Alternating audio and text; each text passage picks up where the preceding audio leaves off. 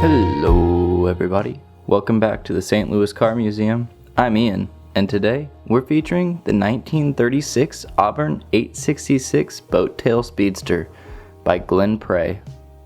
This Auburn is finished in Wimbledon White. It has 21,384 miles on the odometer and a 460 cubic inch V8 engine. The original Auburn Automobile Company closed its doors in 1937, with the balance of the factory parts and inventory being sold off to Dallas Winslow, a purchaser of companies that filed bankruptcy. Mr. Winslow would continue to sell these Auburn parts from the original Auburn, Indiana Administration Building to restorers and Auburn enthusiasts, keeping these wonderful cars on the road.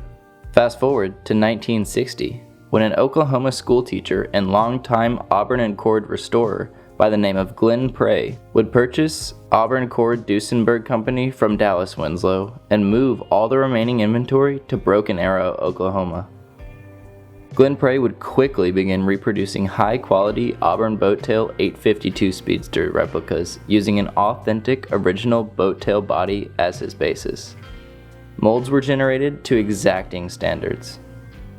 Ford Motor Company would supply the convertible chassis as well as the big block engine, transmission, and rear axle assembly.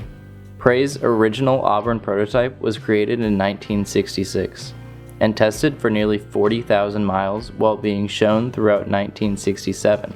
With only minor tweaks necessary, they were finally offered for public sale in 1968 and continued to be built for collectors through 1981.